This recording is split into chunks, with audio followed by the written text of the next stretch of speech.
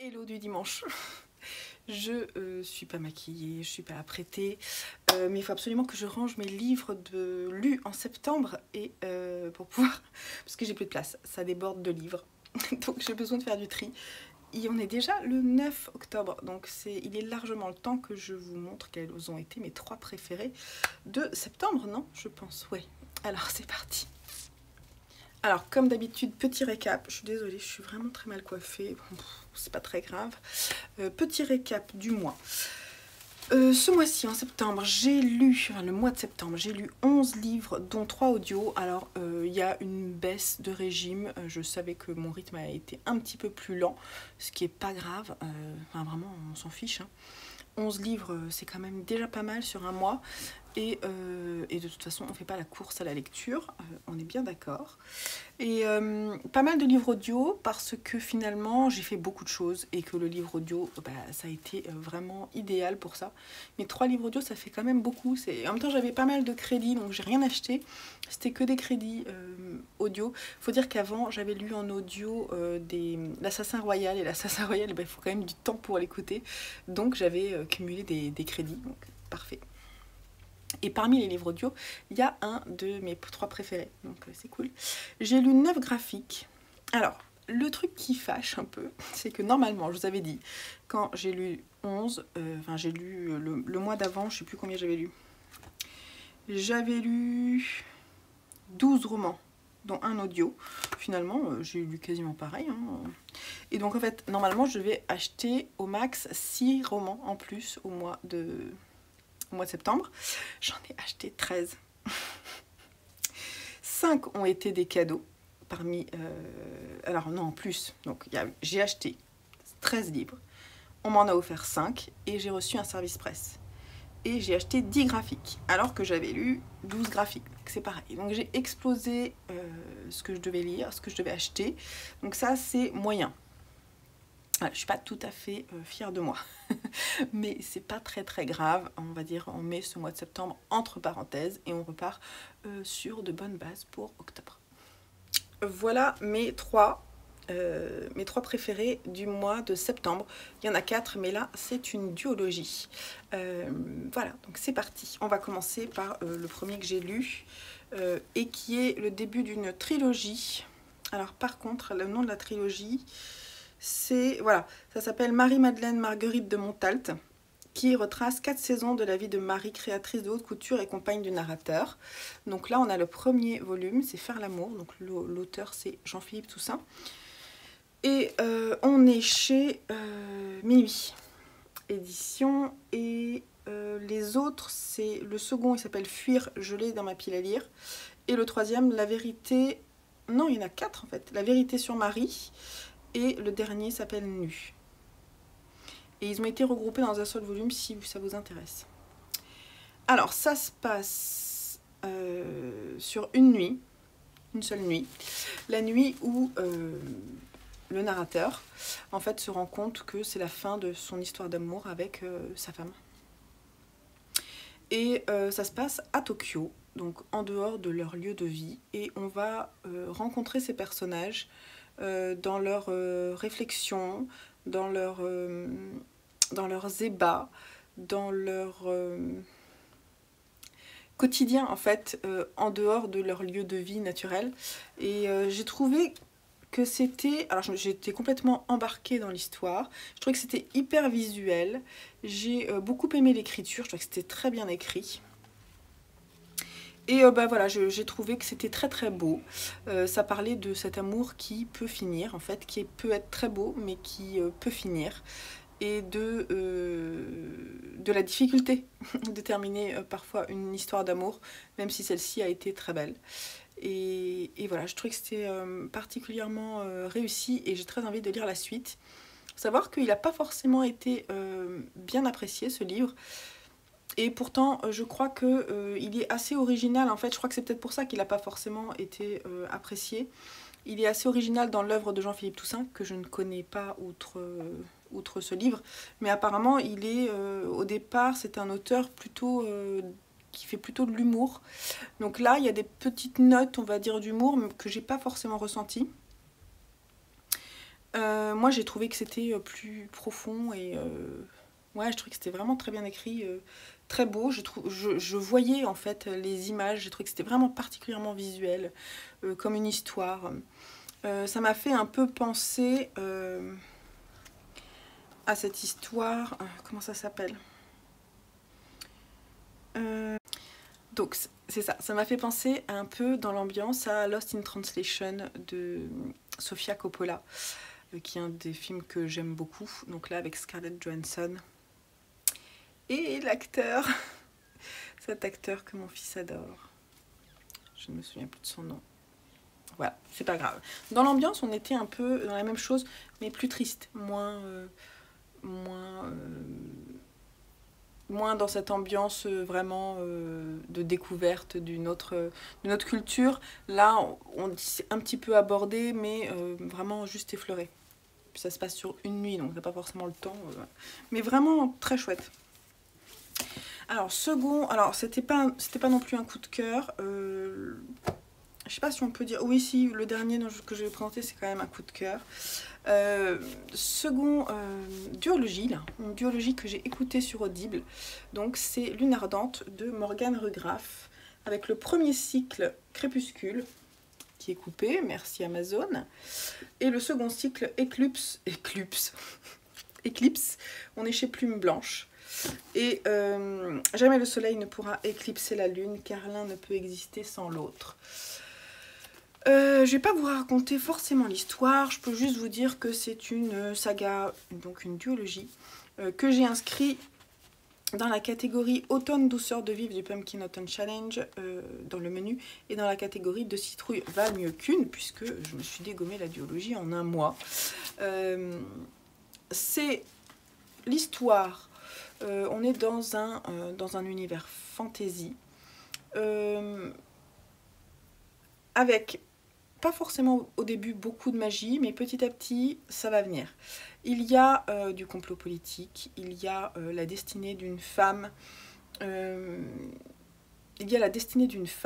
qui est une guerrière et qui va sauver son peuple en s'unissant à un des fils du clan adverse pour pouvoir maintenir la paix entre les peuples, et qui va être violentée, notamment violée, qui va être vraiment malmenée par le clan des sangs de soleil.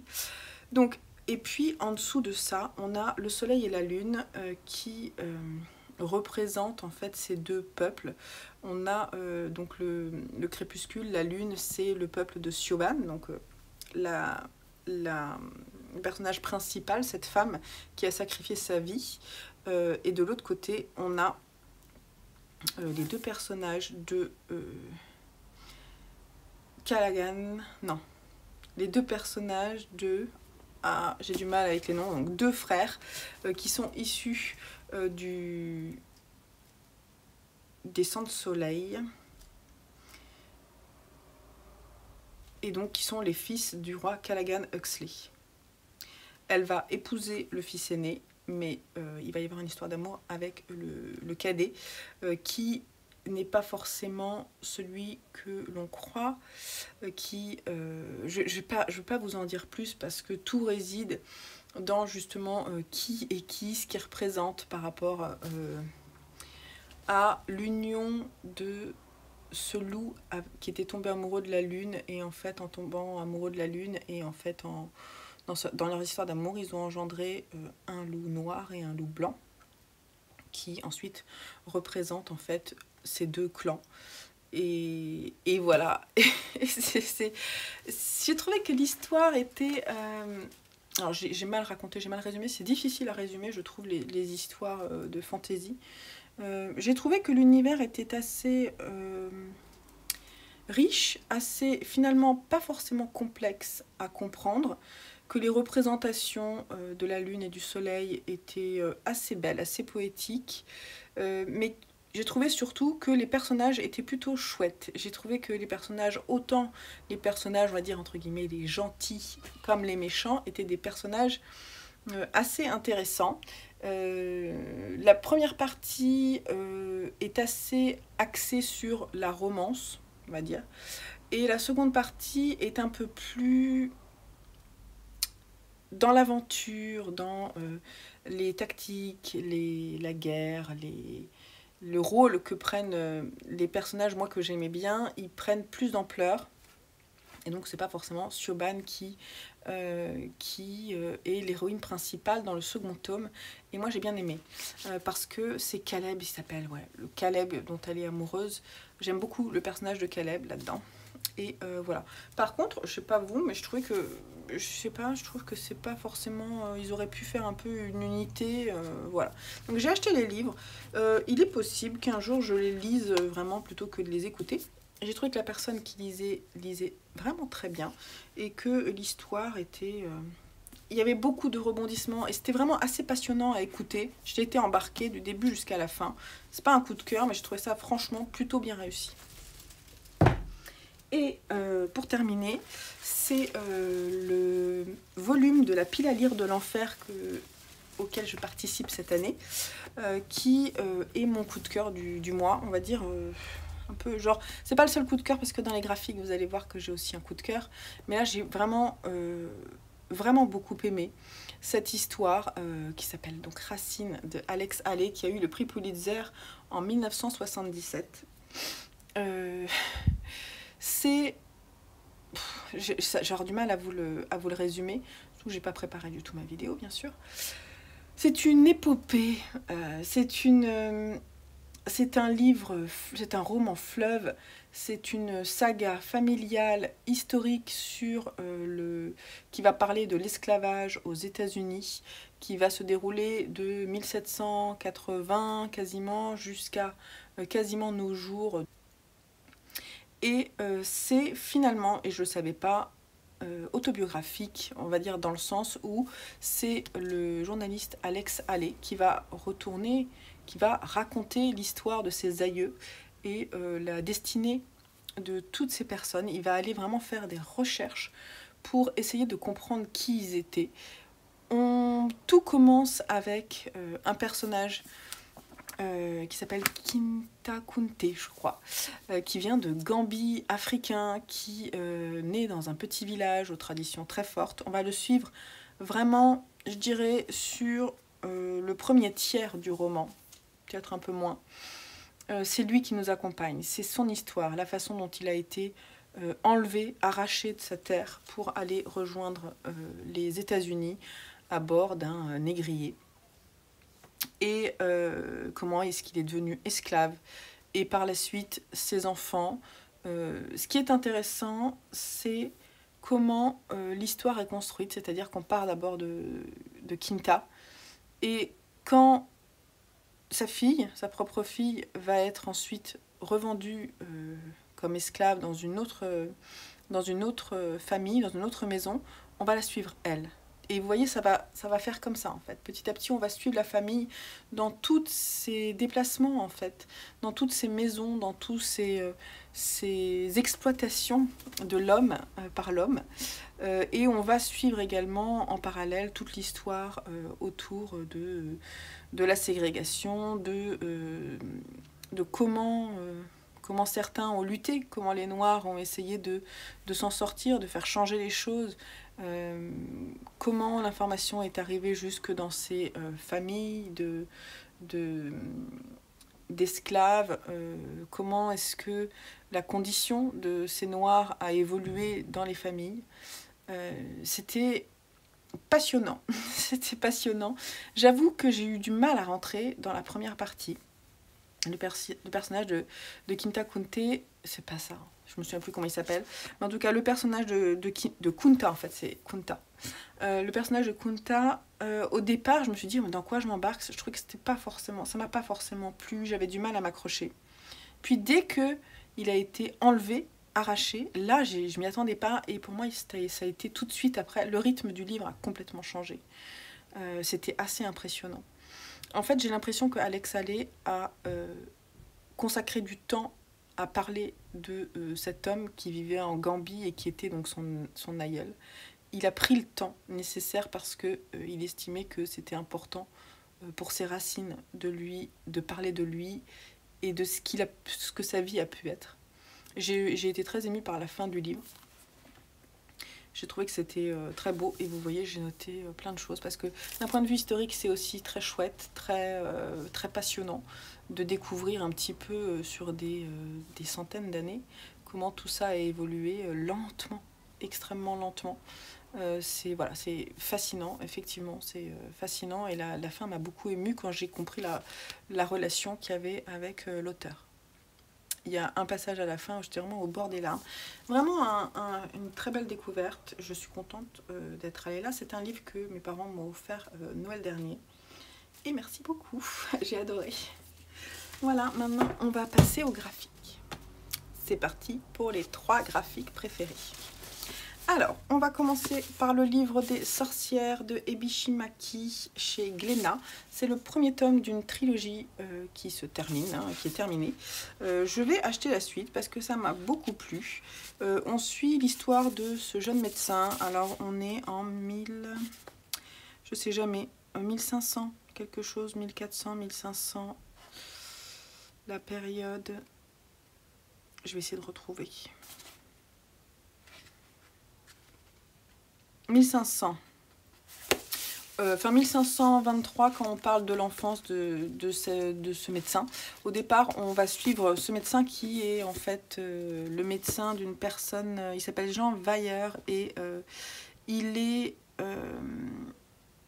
Voilà, il était envoyé dans un village de campagne par son duc de tutelle afin d'y apaiser le tumulte causé par l'apparition d'un loup-garou.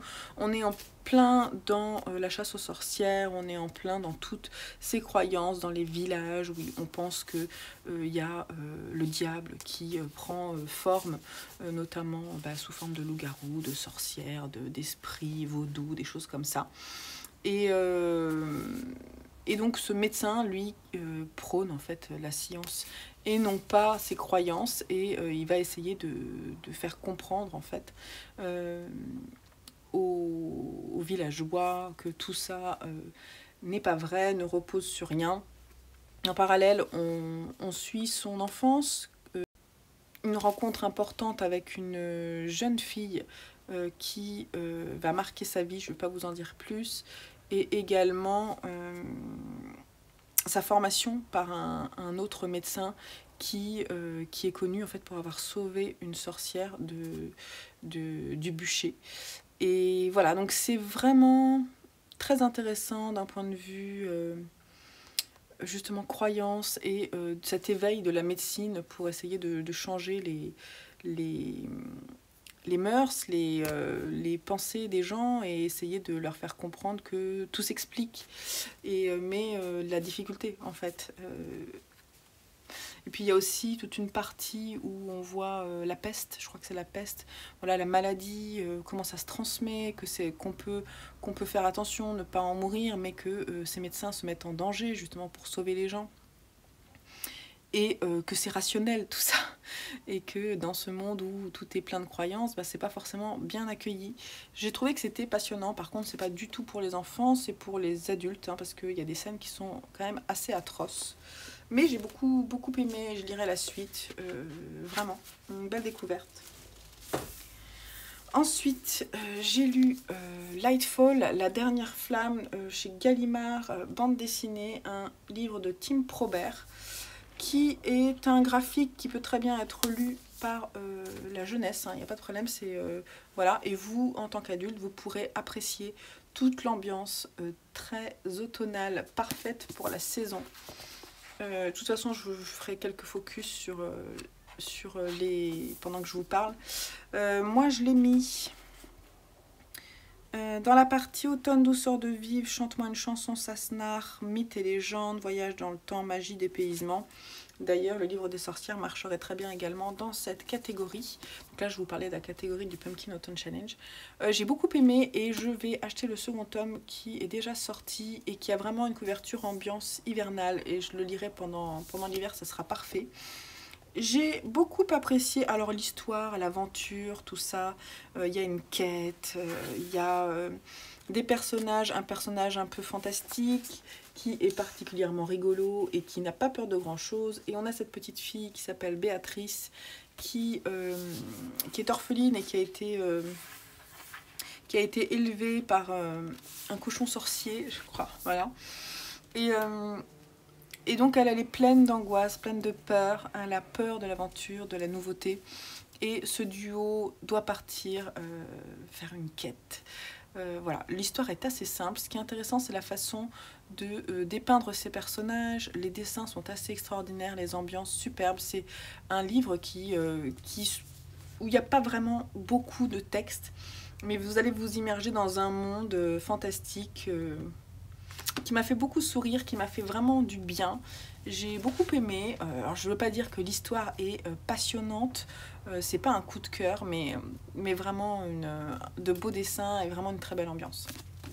Et pour terminer, le coup de cœur, le tome 3 de cette intégrale de Minetaro Mochizuki, Dragonhead, le tome 3, qui ne descend pas en qualité.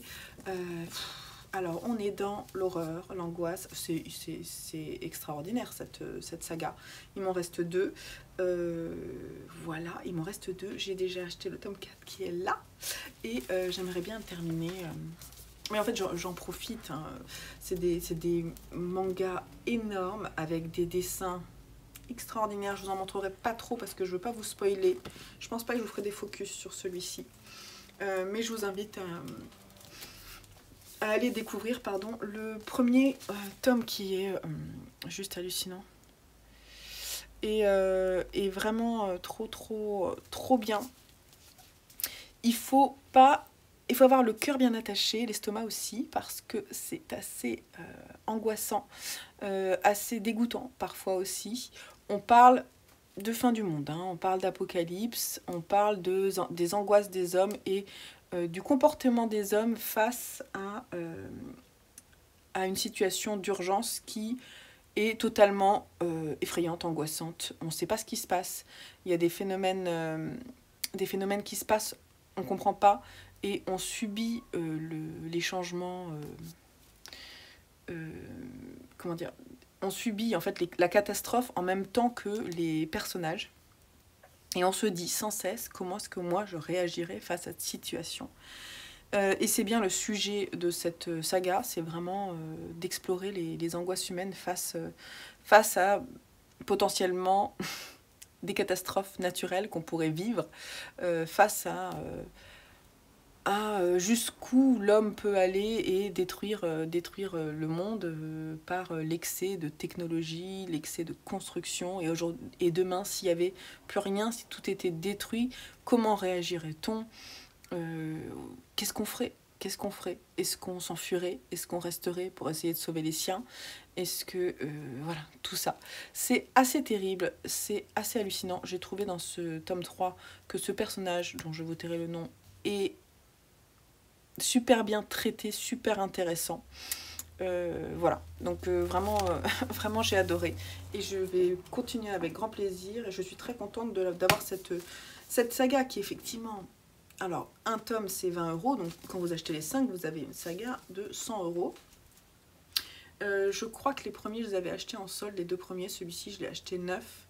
C'est pas évident de les trouver en promo. Parce que je pense que les gens qui les achètent les gardent dans leur bibliothèque.